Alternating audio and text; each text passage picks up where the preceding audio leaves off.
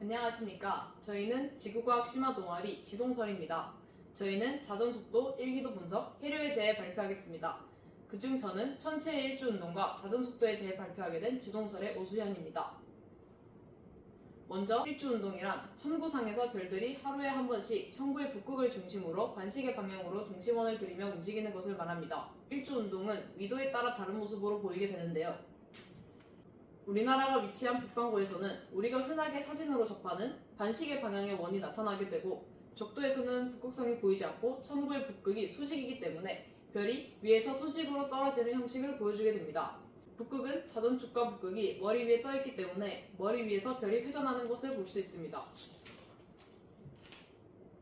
저는 각속도와 선속도를 이용하여 자전속도를 구하고 이것을 직접 측정한 별의 일주운동을 근거로 증명하였습니다. 먼저 적도에서의 자전속도를 선속도를 이용하여 구하게 되면 원주, 즉 지구 반지름 곱하기 2 곱하기 파이 2 곱하기 3.14 거의 6,400km를 나누기 24시간을 하게 되면 약 1674km/h가 나오게 됩니다. 우리나라가 위치한 위도 37도에서는 반지름을 코사인 37도 곱하기 6,400km로 바꿔줄 수 있고, 마찬가지로 선속도를 구하게 되면 1337km/h가 나오게 됩니다. 마찬가지로 자전 각속도를 구하게 되면 자전 각속도 W는 시간분의 세타인데 360도 나누기 24시간은 15도인데 직접 촬영한 사진을 보시게 되면 7시 35분부터 8시 35분까지 15도를 움직인 모습을 볼 수 있습니다. 이때 15도를 라디안으로 바꾸게 되어 계산하게 되면 12분의 파이가 되고, 속도 V를 구하면 반지름 곱하기 각속도, 즉 6400 곱하기 12분의 파이를 하게 되면 선속도와 같은 1675km/h의 속도가 나오는 것을 볼 수 있습니다. 결론적으로 자전 각속도도 1675km/h, 자전 선속도도 1675km/h가 도출되었고, 자전 속도는 약 1675km/h라고 볼 수 있습니다.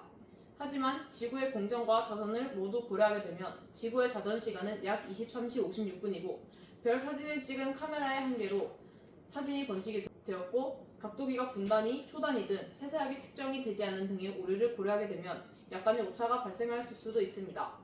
이를 해결하기 위해 고정된 적도의 거치대를 이용하거나 장노출 카메라를 사용하여 오차 범위를 줄이고 정밀한 각도기 프로그램을 이용하는 등의 방법을 이용하여 결과값을 도출하여 정확한 값을 확인할 수 있게 됩니다. 이상입니다. 감사합니다.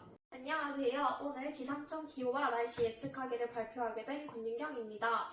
먼저 일기도 기후에 대해 알아보도록 하겠습니다. 일기도 기후는 풍량, 풍속, 기온, 이슬점, 현재 일기, 기압 변화 경향, 운량 등의 상세한 일기 정보를 담고 있습니다. 하지만 이런 국제식 일기 기후는 비전문인이 보기에는 복잡합니다. 일반적으로 신문이나 뉴스에서 볼 수 있는 일기 기후는 약식 일기 기후로 일반인이 쉽게 알아볼 수 있도록 간편하게 한 것입니다. 풍량, 풍력, 일기 등을 나타내는 기호와 기압, 기온 등의 값을 가리키는 숫자로 되어 있습니다.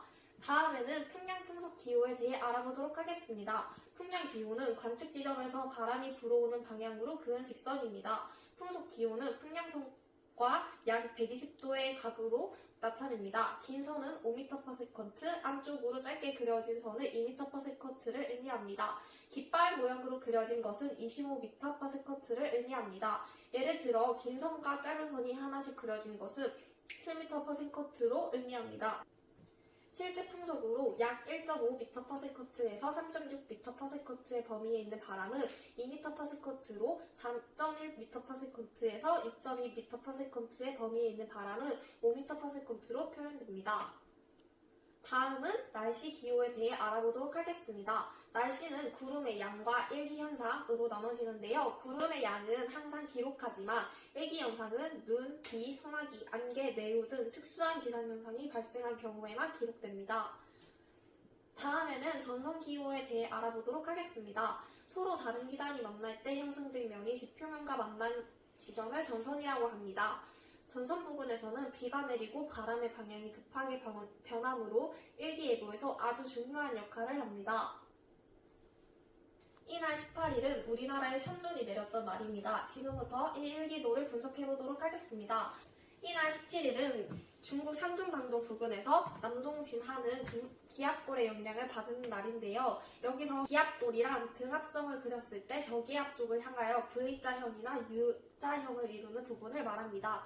휘어지는 정도가 가장 큰 부분을 연결한 선을 기압마루선이라 하고 휘어지는 정도에 따라서 얇은 골, 깊은 골이라고 부릅니다. 이날 18일은 중국 상하이 부근에서 위치한 고기압의 가장자리에 우리나라가 들었습니다. 오전까지 눈 또는 비가 내리는데 기압골의 강도와 이동 경로에 따라 강수구역과 강수량 직설이 변경된 가능성이 있다고 예측할 수 있습니다.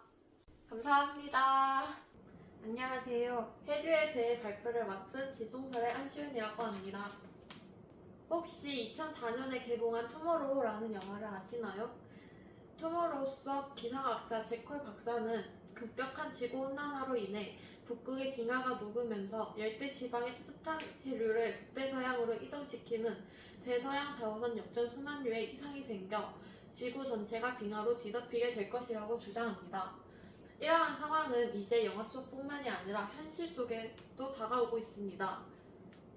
대서양 자오선 역전 순환류에 대해 알아보기 전 순환의 종류에 대해 알아볼 것인데요. 순환의 종류는 표층순환과 연렴순환으로 나뉘어집니다. 표층순환은 흔히 해류라고 불리는 해양의 순환을 의미하며 지구의 대기 대순환과 밀접한 관련이 있습니다. 대기 대순환에서 미도별 지상풍의 방향과 표층 해류의 방향은 거의 일치합니다. 이것은 표층 해류를 발생시키는 주된 원인이 바람이기 때문입니다.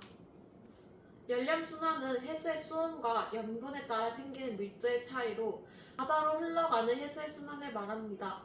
극지에서 바닷물이 얼면 염분은 바깥으로 빠져나가고 염분이 거의 없는 물만 알게 됩니다. 그러므로 남극과 북극의 바닷물은 염분이 높고 무겁습니다.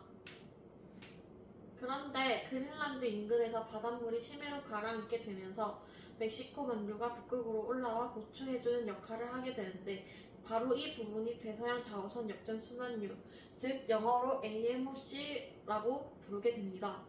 AMOC에 관한 연구는 이전부터 지속되어 왔는데요. 2015년 영국 사우샘프턴 대학 연구팀은 AMOC가 대기 중의 이산화탄소를 제거하는 효과를 갖고 있다고 밝혔습니다.